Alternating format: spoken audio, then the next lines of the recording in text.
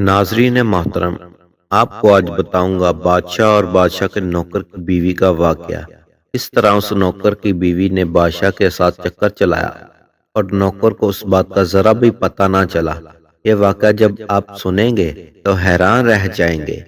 چلیں یہ ویڈیو شروع کرتے ہیں۔ دوستو، ایک بادشاہ ایک دن اپنے محل کی چھت پر ٹہل رہا تھا۔ چلتے چلتے اس کی نظر قریب ایک چھت پر پڑی۔ اس چھت پر ایک خوبصورت عورت اپنے کپڑے سکھا رہی تھی۔ بادشاہ نے ایک باندی کو بلایا اور اس گھر میں یہ کون عورت رہتی ہے؟ باندی نے کہا، بادشاہ سلامت، یہ آپ کے غلام فیروز کی بیوی ہے۔ بادشاہ پر اس عورت کا حسن اور جمال کا نشہ کچھ اس طرح چھا گیا کہ بادشاہ نے حکم دیا، فیروز کو میرے پاس لایا جائے۔ جب فیروز حاضر ہو گیا تو بادشاہ نے کہا، فیروز، ہمارا ایک کام تم کر دو۔ میں نے یہ خط لکھا ہوا ہے، فلاں بادشاہ تک تمہیں اس سے پہنچانا ہے اور اس کا جواب دیے بغیر واپس نہیں آنا۔ فیروز نے اس خط کو لیا اور اپنے گھر چلا گیا۔ اس خط کو وہ اپنے تکیے کے نیچے رکھ کر اپنے سفر کے سامان کی تیاری کرنے لگا۔ رات اپنے گھر میں ٹھہرا اور جب صبح ہوئی وہ منزل کی طرف روانہ ہوا۔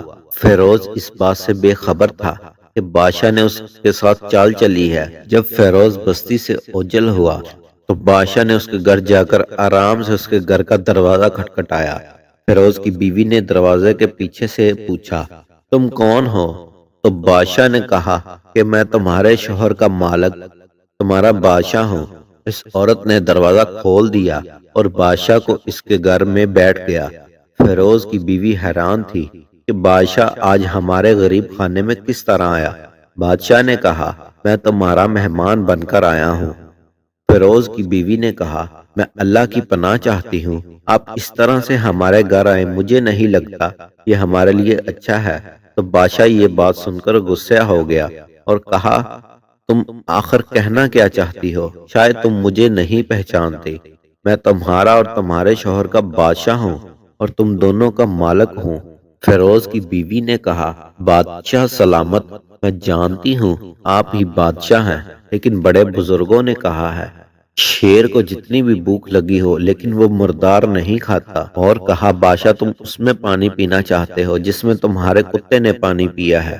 بادشاہ اس عورت کی باتوں سے بے حد شرمندہ ہوا اور اس عورت کو چھوڑا اور وہاں سے جلدی سے نکل پڑا، لیکن وہ اپنی چپل پہننا بھول گیا۔ بادشاہ کی چپل وہیں پر رہ گئی۔ دوستو، بادشاہ کے ساتھ کچھ یوں ہوا۔ پھر آدھے راستے میں فیروز کو ایک بات یاد آتی ہے، جو بادشاہ نے مجھے خط دیا تھا وہ تو اس نے گھر پر ہی بھول آیا ہوں۔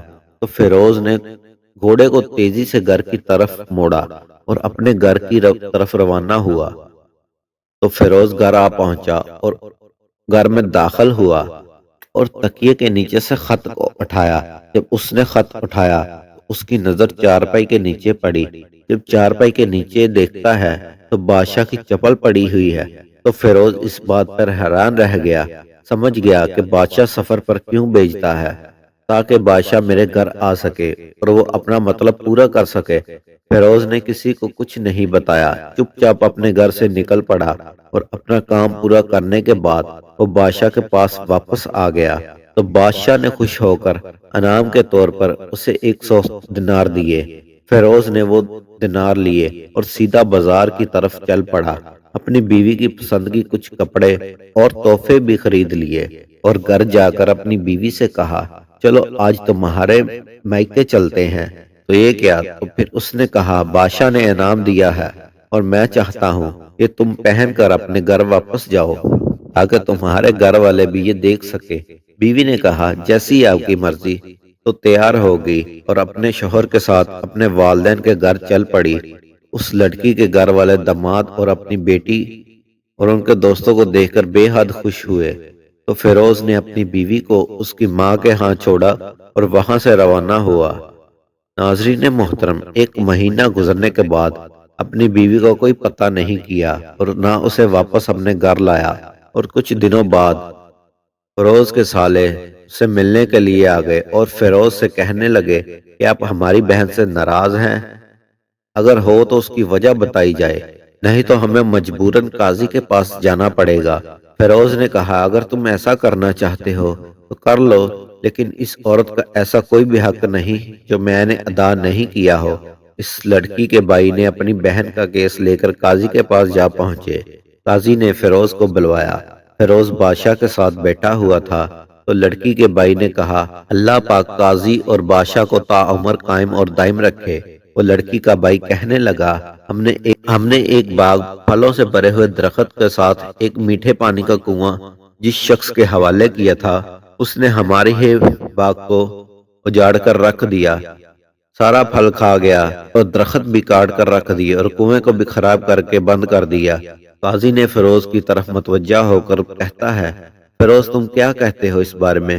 فیروز نے کہا، جو باغ مجھے دیا گیا تھا پہلے سے زیادہ بہتر حالت میں نے اسے واپس کر دیا۔ قاضی نے کہا، کیا اسی حالت میں تم نے واپس کیا جس حالت میں اس کو دیا تھا؟ انہوں نے کہا، ویسے ہی اب میں واپس کیا۔ اب اس کے بعد واپس کرنے کی وجہ پوچھتا ہے۔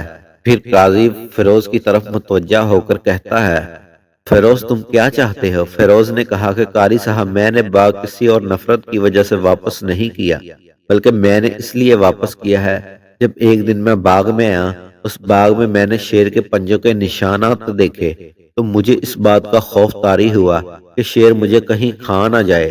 اسی شیر کی وجہ سے میں نے باغ میں جانا بند کر دیا۔ بادشاہ اپنی کرسی پر بیٹھ کر یہ سب باتیں سن رہا تھا۔ بادشاہ نے جب یہ بات سنی تو اس نے اپنی کرسی سیدھی کی اور کہنے لگا، اے فیروز تم اپنے باغ کی طرف امن اور سلامتی سے جاؤ اور کسی سے نہ ڈرو۔ اللہ کی قسم اس میں کوئی شک نہیں، یہ تمہارے باغ میں داخل ہوا تھا، لیکن وہ شیر وہاں پر نہ کوئی اثر چھوڑ سکا اور نہ کوئی پتا توڑ سکا اور نہ کوئی پھل کھا سکا اور نہ کسی پھل کو چھو سکا۔ وہ تھوڑی سی دیر کے لیے ٹھہرا ضرور تھا لیکن مایوس ہو کر واپس لوٹا۔ اللہ کی قسم میں نے تمہارے باغ جیسے مضبوط دیوار کو کبھی نہیں دیکھا۔ اپنے سسرال چلا گیا اور اپنی بیوی کو واپس لے آیا۔ دوستو یہ فیروز قاضی صاحب اور بادشاہ اور اس کے سالوں کی عقل مندی تھی۔ انہوں نے یہ سارا مسئلہ مثالوں کے ساتھ سلجھا لیا۔ اس بات کا علم دربار میں جتنے بھی عام لوگ تھے کسی کو بھی نہ ہوا۔ یہ آخر کہہ کیا رہے ہیں؟ یہ آخر ماجرا کیا ہے؟ یہ آخر کس بارے میں بات کر رہے ہیں؟ اس سے اچھا طریقہ اور کوئی نہیں تھا اپنے گھر کے راز چھپانے کا۔ دوستو کبھی بھی اپنے گھر کی باتیں دوسروں کو پتہ نہ لگنے دیا کریں۔ امید کرتا ہوں آج کی ویڈیو آپ کو پسند آئی ہوگی۔ اگر آپ کو ویڈیو پسند آئی ہو